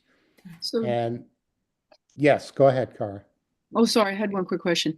In that mixed use definition, it runs with the property and not the building, or the other way around? a mixed-use property. Yes, correct. Mhm. So, okay. Got it. Thank you. Okay. Any other Yes, so you could have, for instance, one building that is only commercial on a mixed-use property. You Could you could have also- another building It's only that is residential? both commercial and residential. But again, this is getting into how you are using it. It's only applicable right now. The mixed use is only applicable. Well, actually, it's not applicable anywhere other than through an Air Road Village special permit. So it's not really permitted in town in the AR district at all. And mixed use is not permitted within the commercial district other than with the Air Road Village special permit. I ask only because of the word property versus lot. And so Okay. property could be a building or a lot. And I was thinking about that in terms of one of the next things we'll look at, which is, so you could have a mixed use where you have one exclusively commercial, one exclusively residential, or one that technically is a mix where you have residences on the top floor and commercial on the bottom, kind of a thing. Correct. I was unsure about the word property in that. Okay, I will make a note of that and make sure that we disambiguate that. Thanks. Okay, so like I said, this is really housekeeping. This article. Great. The next one is probably 13J. That is also housekeeping. Yeah, and that is changing. Yeah, that's it. It is. You blink and you miss it. So what we're doing is we're changing the word drug to pharmacy. Oh, yeah, I saw that. Because right now, in other places in the bylaw, it talks about pharmacies. Nowhere else does it talk about a drugstore. And when we were talking about it on the planning board, there were people who said, yeah, there's a difference between drugstore and pharmacy. So, okay, rather than get into the differences, we thought that changing that word would help clarify. Okay. Article 37 is another simple change, and that is we are going to delete the use description called mixed-use village development. First of all, because it's never called out anywhere else in the bylaw, including approved uses in the commercial district. Never talks about mixed-use village development. The Air Road Village special permit talks about mixed uses, but it doesn't talk about specifically this mixed-use village development, which, as I read it, says you have you can have up to 70% of the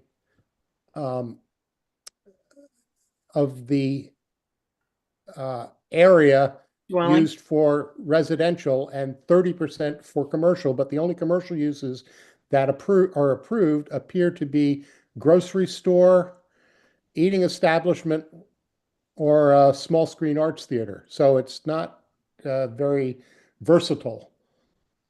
So we thought by redefining mixed use and then defining the uses when we get to the next section, which is 125.23 C district uses, which is going to be after this ADU one.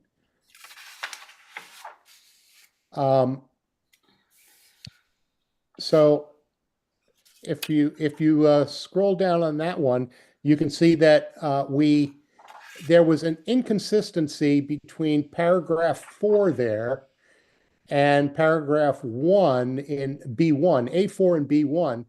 A4 says these are the uses that are medium scale uses approved in commercial district, with the exception of M, T, U, and V, but which require a special permit. But if you looked at B1, it said, oh, you need a special permit for M, S, T, U, and V. So A4 did not include S, or Z. So we added S to A4 and we deleted Z from B1 because it talks about the mixed-use village development, and instead we added a new paragraph to section B, which is for buildings with more than one story, mixed use with residential units on second and or third story, providing the density does not exceed 6 residential units per acre.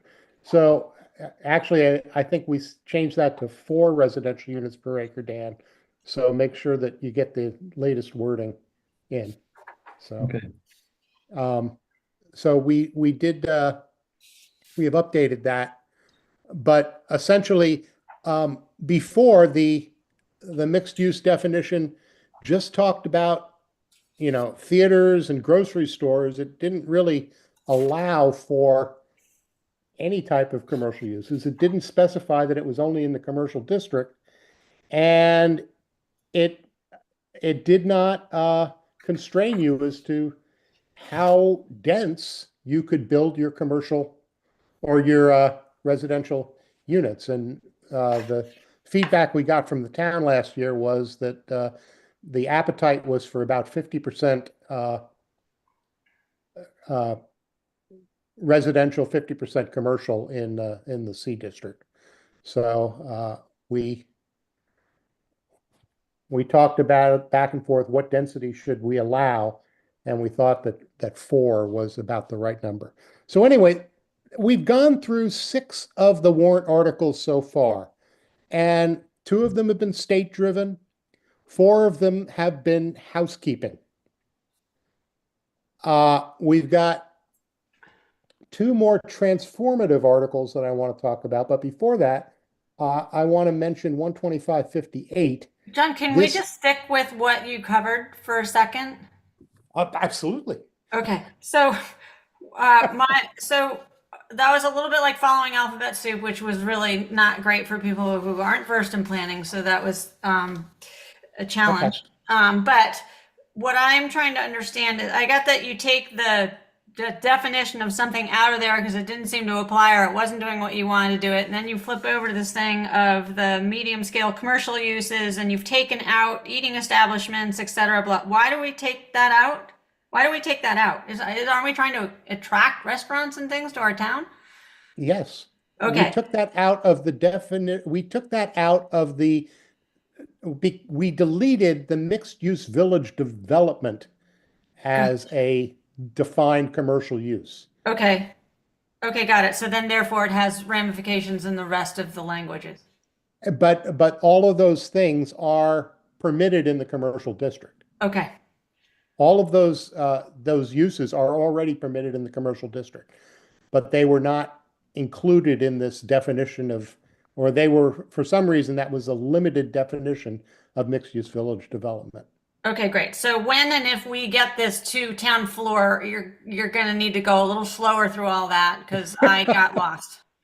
Okay. So, Okay. so can I ask a question? What would you consider medium scale commercial uses? What I'm saying is with respect to plumbing, electrical, carpentry, and other building trades, is that just warehousing or a store that sells supplies or Home Depot or? Well, warehousing is specifically excluded, Cara. It's been there for a while on the warehousing. I just didn't know. Yeah. Still continue. So that would be in so your question again was in on 125 12 or 13? Sorry, Medium, it's, what do we mean by medium scale? B, uses by special permit as provided in 12513, medium scale commercial uses. When you speak with respect to supplies for plumbing, electrical, carpentry, and other building trades, I just wonder what you would consider medium scale on that. A hardware store versus building trade, warehouse, not a warehouse, but a shop, or...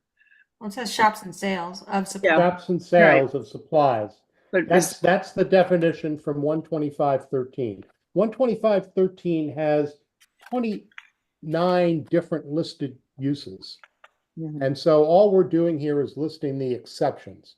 So for instance, subsection A through L and N and O and P and Q and R and W and X and Y. Well, actually, Y is excluded because of that because it's not permitted at all if you look above. But so the store, the shops of and sales of plumbing supply, I guess that could be, you know, whatever size would be. It's the scale of use, not the size of the store that's being addressed there. Right. So could that be a Home Depot? If it's less than 15,000 square feet, I suppose so. Okay. So that's it, limited to 15,000 square feet. So okay. So it's not a Home Depot. It's not a Home Depot. Got it. Not a Home Depot because let's not be going to be careful. that big. Yeah. No, I understand. I just wanted to, because some of the other things were taken off with respect to footage and stuff. Thank you. Okay. All So right. Susan Mary, you Yeah. had more questions. No, I think I think you're good to go. Okay. So 12558 is being put forward by the Climate Initiative Committee. And we are holding the public hearings on this one, and Is that the erosion control but bylaw? it's really not a planning board. Is that, which one is the request. 58 one? 12558 is the erosion control? Correction. Okay, and that was So that is, number, hang on. we've got a paper version here too, my apologies. That's okay. And I know we've got Ellen Sachs-Lecker on or we had her on the call a little bit earlier. She's really the advocate for this one. I am not. As far as I'm concerned, that's the lowest priority, but I know that Ellen has a different opinion. This is the overlay. So just so she's not there right now, but I will say that from what I understand, this does help with potentially other grant monies and also helps her to use some of the money she has received previously. 43.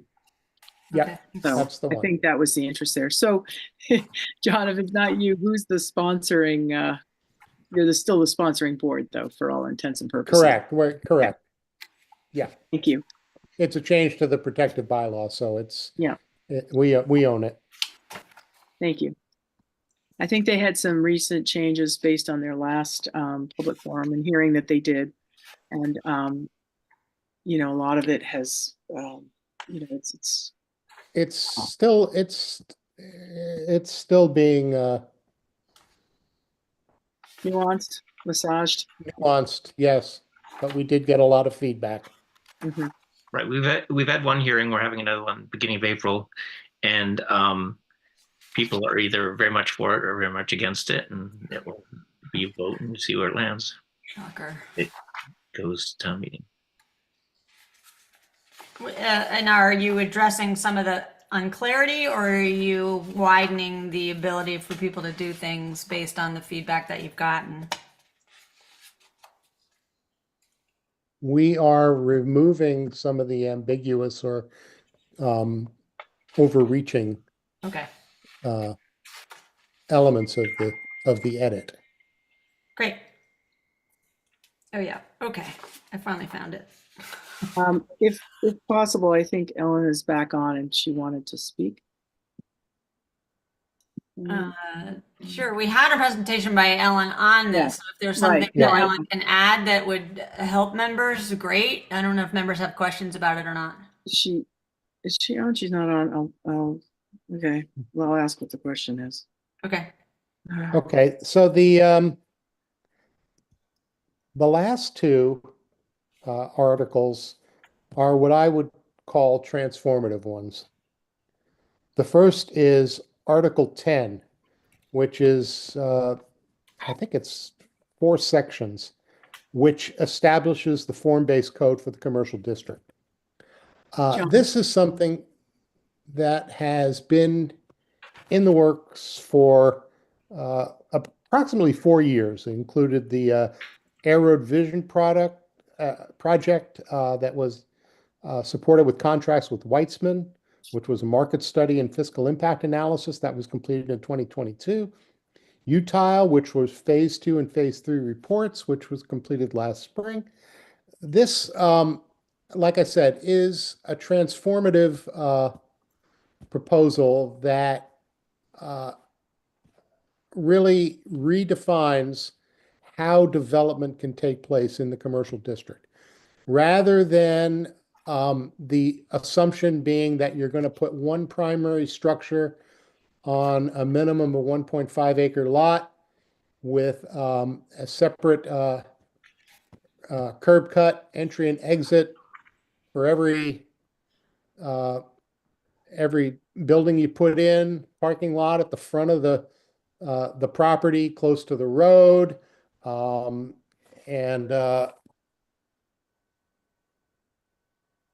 instead, what this is trying to do is to say that the assumption, the default, is that you're going to have buildings up close to the front of the road, that you are going to have mixed use within this property, that you are going to have connectivity between different lots, that you are going to have a architectural design that's going to be in keeping with what we want to see along Air Road, not dissimilar to what you might see driving down Mass Avenue in West Acton. Something that's inviting, but also has a residential element so that you have a walkable community and you have people to walk in it.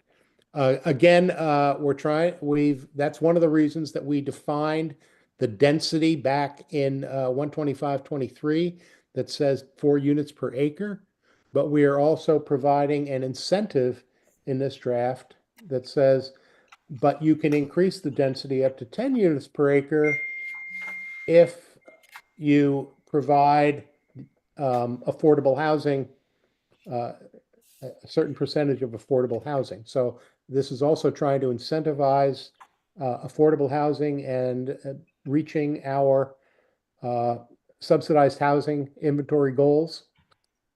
What this is really doing is it is defining the boundaries through which people can develop properties. And again, Dan, this is you do have the latest draft on this one. So we said 15% units are affordable at 80% of the area median income. So again, this is really an attempt to go beyond what the Air Road Village special permit required people to go through, and it required jumping through a lot of hoops. This is more inclusive. It is also provides much more opportunity for development than the Air Road Village special permit did, and a lot more clear about how to go about it. So this, like I said, is kind of transformative for the commercial district. I think we've been talking about doing form-based code for years and years, kind of thing, right? Has this been a long-term initiative? Okay, that's great. And then how would this impact the most recent development that was being proposed across from Dunkin' Donuts on Air Road? Would this would apply to what they're trying to do? Yeah. It's because it's Air Road. Yeah, I think this might have changed the approach that they would have taken, but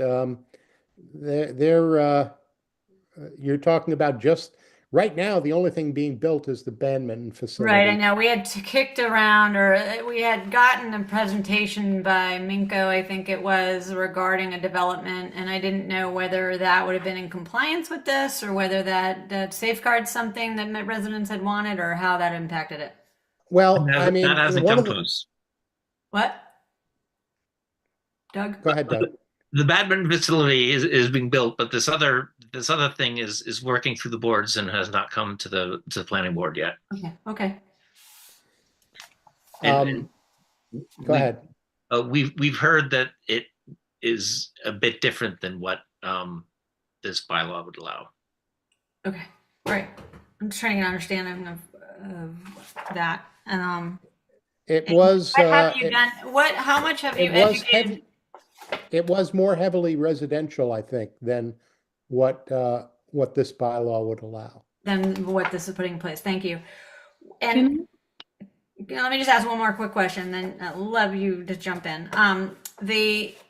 How much education have you done? I know people, complain they don't go to meetings, and then you have like a whole bunch of public offerings and people still don't go, and now we're here. How much have people engaged with you on this?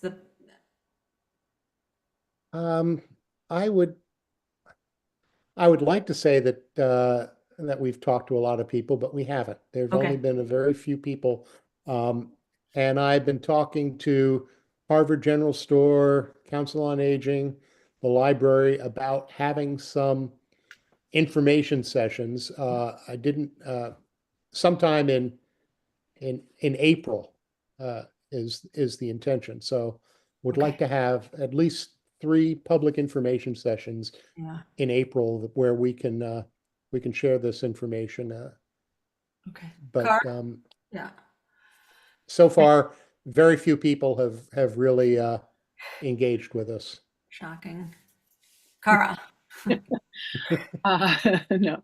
Hey, I just want to say I support form-based code. It's something we've been thinking about for a long time, and it helps us shape the development so that Harvard gets to see the kind of development, commercial growth on Air Road that is function and works for the character of the community. And so thanks. I know this was a heavy lift to do this. I do have one thing, especially with now that you're sitting on development incentive, actually 2 things. So this cannot or will not overlay what the MBTA advisory zoning, right? It starts on the other end of that boundary line forward towards Air. Well, actually, if there's no requirement for the owners of the properties to develop the MBTA to make use of that overlay district.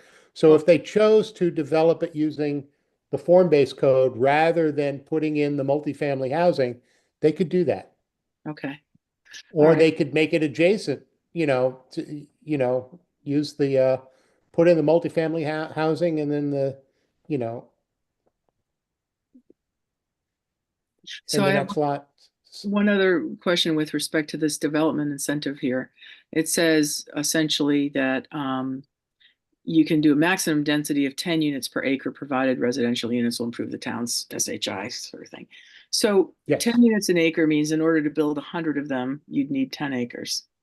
Correct. So is this, when I look at that development incentive, how does that work with respect to 40B? Because if they didn't buy into that incentive, they could just do a 40B, right? And they wouldn't have to make these. Right, and that's why that's why paragraph A was changed from 25% to 15%, because a 40B requires you to have 25% of your units affordable. Yeah. But we're saying that you don't need to reach that threshold. You can do it with 15% of your units affordable.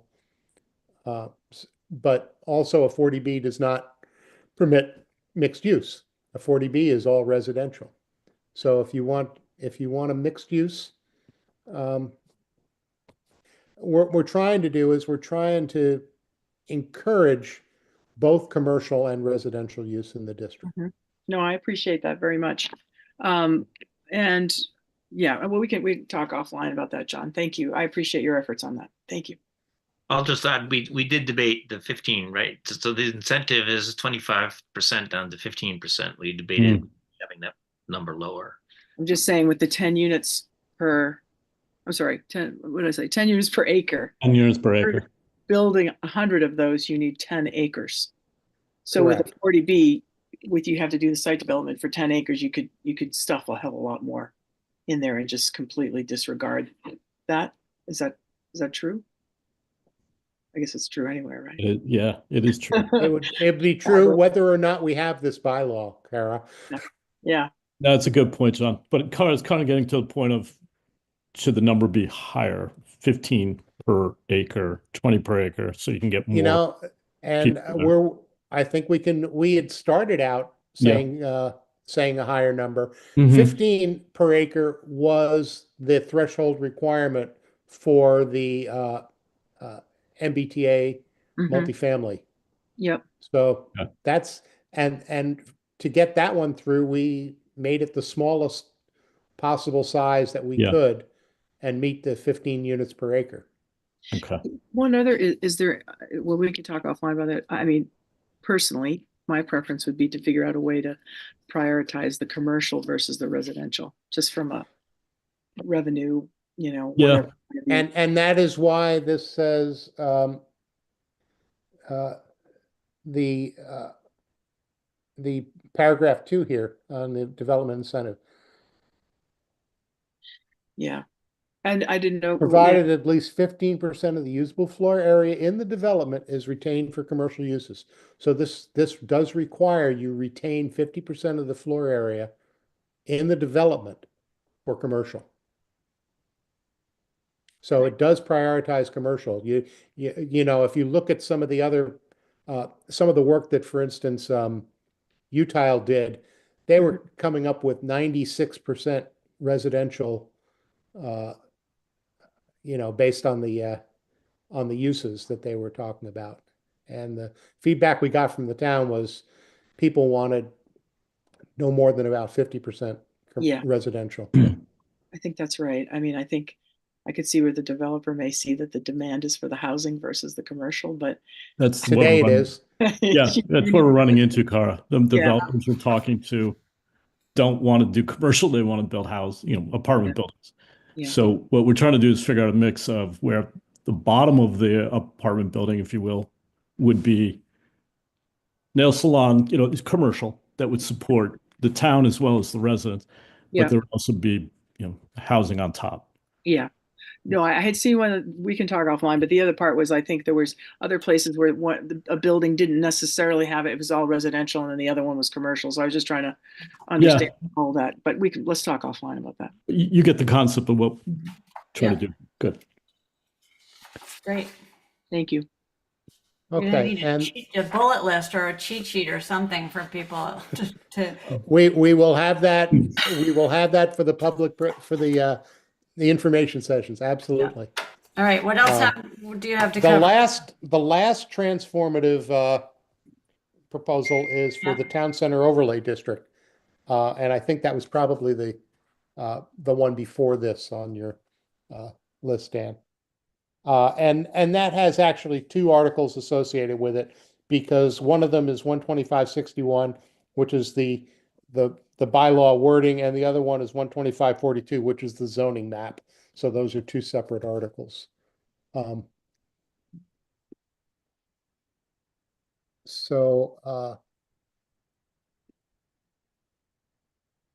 Yeah, so there's the zoning map.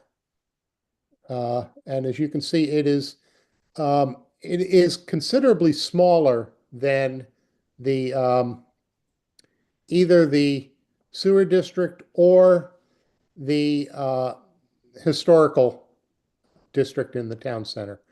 Although there are 1 or 2 lots that are not in the historic district. The way this was, the way we converged on this was trying to make sure we captured most of the smaller lots that are, an acre or less in this overlay district, because the overlay district really has 3 purposes. The first is to recognize that there are smaller lots in town center and not penalize people for having those smaller lots. The second is to allow them to improve those lots with accessory structures like garages or sheds. And the third is to permit mixed use within the town center, a limited number of uses. So not all of the uses in the that are permitted in the commercial district, but only those that are appropriate for this walkable residential area. So that's the purpose of the town center overlay district. And this one has we were almost ready to bring this to Springtown meeting last year, but we hadn't had the public hearings because town meeting was so early. And then in the fall, we had a large turnover of the planning board. So we thought better to wait till the spring rather than push it forward. So that is why you're seeing this one this year rather than last year. But this has been something that has been requested and part of the master plan for 20 years. It's about time, John, about time. Questions for John on this one? You can tell who the planning board gurus are on Yeah, right. the select board, right? It's the war wounds. The war wounds. We're all Once a planning recovering board planning member, board. always a planning board member. We have our own support group. No, exactly. John, could you talk a bit to, in public comment, someone was concerned regarding the town center over. Can you talk to a little bit of the concerns and how this addresses any concerns? Okay, the biggest concerns that I heard were, one, that it would increase the density of buildings within the town center. The second was that it would increase the traffic too much. And the third, that it would overwhelm the septic system. So I will take those three in order. The first is regarding the density. We have there may very well be desire for people to put up some accessory structures, sheds and garages and such. If they want to put up an ADU, they still have to comply with the zoning or the building code. So they can't necessarily construct a new ADU unless they conform to the building code. They may not need a special permit, but they still need to satisfy the building code. And we're not messing with the setbacks that are required or anything else. That would be up to the building commissioner to determine, and the zoning board or the zoning board of appeals. It's not something that's addressed in this bylaw, other than saying that at one point we say, hey, if you want to accept the reduced setbacks that are identified in this bylaw, that's up to the zoning board's discretion. It also needs to get through the historical commission, and the historical commission has essentially a power to prevent you from doing anything that's going to destroy the character of the town center. So I'm not sure that density is really this is going to encourage a whole lot of increased density in the town center and around the town common. But John, I think also, though, you did reduce the setbacks, but now you're saying it's back to ZBA or somebody to determine whether. For the ADUs. Right. We reduced the setbacks for accessory units, not including ADUs. Okay. But there are reduced setbacks generally. Reduced setbacks, yes. Okay. For So the other like piece- garages or sheds or things like that. The other concern, though, was the density increase in the fire risk, I think, right? Right, but we did run this by the fire chief, and that's why we did increase some of the, some of the spacing requirements. So there needs to be enough room to get between buildings on 2 lots. But I mean, it's already fairly compact in the town center. I don't know that that we're going to see a whole lot of, but we may see people taking advantage of it. But that's why we're proposing it. It's because people are asking for this.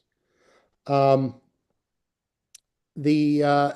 far as the parking is concerned, we are saying that if you are putting in a commercial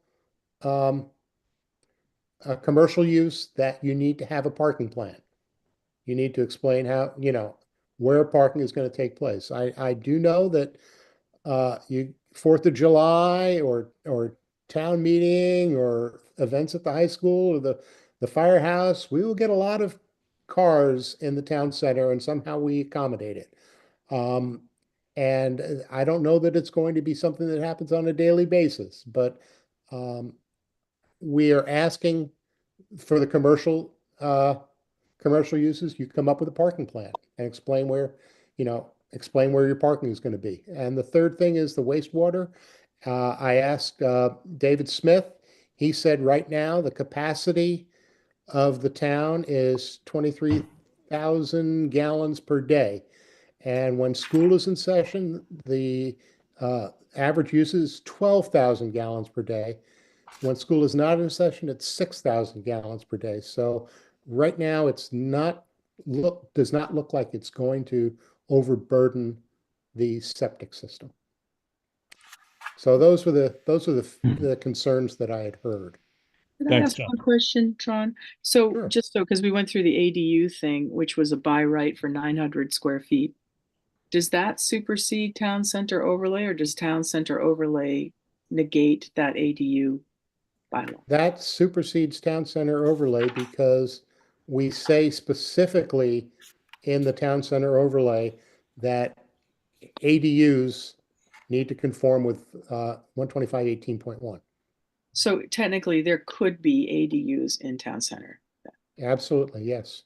And so then technically they could be under the reduced setbacks. Only if the zoning board approves them.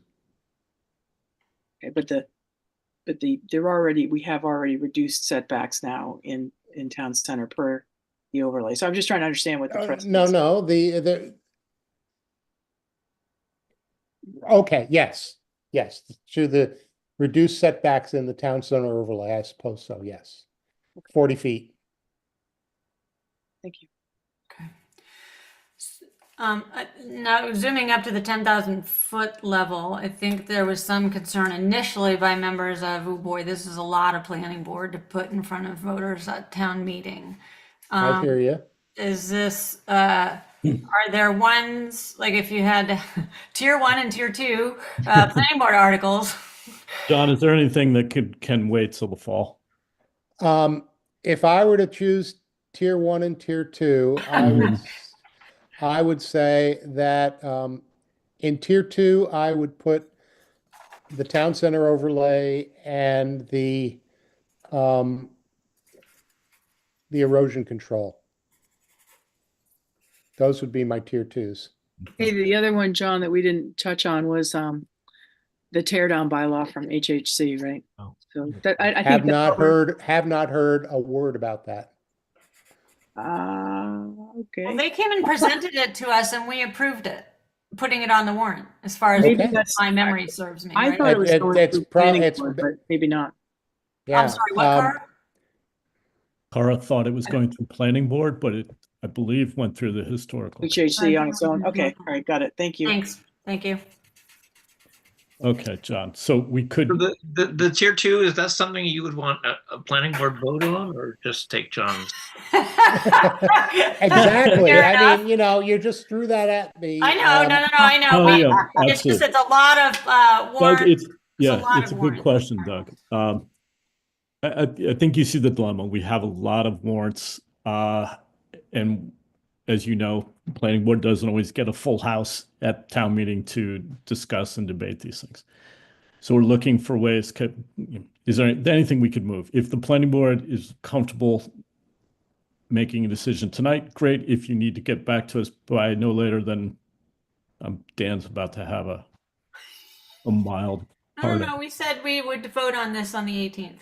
on the 18th. If you could get back to us by the 18th, before the 18th, that's fine too. What we ideally, what my recommendation is, you have two, as you said, kind of larger altering warrants, maybe one in the spring, one in the fall. I don't want to see either fail, but as you know, it sometimes takes a few goes at this before something passes, just because of the complexity of what we're trying to talk about. So with that, I've asked you guys to, the entire planning board, to think through it and come back to us with a recommendation. Yeah, the form-based code is pretty dense, and so It is, but it is tied to revenue, which is something that's going to be top of mind for us. But again, you guys talk about it and decide what you feel best about, but that would be my suggestion. Try to figure out, of the two big ones, can you take one in the spring and one in the fall? Yeah, and and think about it, because it could be that some of the housekeeping stuff goes fast. The form-based Form-based. that thing. It's actually more exciting, I think, for people to consider. So but it is dense, and you've got to get that. You've got to get public participation in April before this would have a chance, I think, of passing on the floor. So we want to make it so it works for you guys, and all the work that you've done is successful. And John, if I could, John, to that point, I know you've reached out to town center residents, and I just wonder if you've heard feedback from them. Okay. No, I had one or two people call into the last planning board meeting. Call in. Okay. Dial in. And we got feedback from him that all We the did. letters went out to many, many people, and one person did actually read the letter and attend because of the letter. I get you. Well done. I think Our that's going thoughts? to be a tougher nut to crack. And I do agree with you, Rich, I think town center is going to be tougher. People move into a historic district and they expect that they're living by rules and neighbors are living by rules, and we're sort of changing that a little bit. I think, though, and especially people being worried about the town center, looks and so forth. I think, to Rich's point, the form-based code, we need to help shape that development there. And there's things happening, and if we don't have that on the books, I think we're vulnerable to things we might not want. Yep. For revenue and everything else. So, based also my experience on planning board, yikes, you want to have some early easy wins and not get mired and what's my neighbor doing? Yeah. Hey, maybe we could do the next meet the TA at the Gen with the planning board and do form-based code. Get 2 in 1. Yeah. All right. Thanks, John, Doug, Thank you, and John. the Thanks, rest of the Doug. planning board for all this hard work. thank you, John, Doug, you clear on next steps? Give thought to how you could potentially do this in 2 Right. bites. Well, we'll talk about, we have our next meeting on Monday, so we Yeah, will and talk I'll be about there. the priorities, and we will make sure that we get that back to the select board so that you have it by Tuesday. Awesome. Great. I'll see you Monday night then. Okay on that. But thanks to both of you for being here tonight. It was a little planning board 101 for some folks, and that's a good thing. But to Susan Mary's point, Now this was graduate level. Yeah, this absolutely right. It's not like I climbed Mount Washington. I survived the planning board meeting. Hey, for some of us, Not it's helping it's on our longer. desire to recruit more members. Oh, sorry. No, it's really fabulous. That's right. All right. Thank Thank you, you, John. John. Thank you, Special Doug. skill. Yeah. All right, guys. Thanks so much. All right. There ends the agenda items for the evening. We will have a agenda out regarding our next meeting later this week. If something occurs to you before then that you want us to cover, let me know. If not, I would take a motion to adjourn. So moved. Second. Awesome. We'll do it by roll call vote. Cara? Aye. Rich, Aye. Don, Aye. and I'm an aye. We are adjourned. Thanks, everyone. everyone. Appreciate it. Night. Take care. All right, thank you, everyone.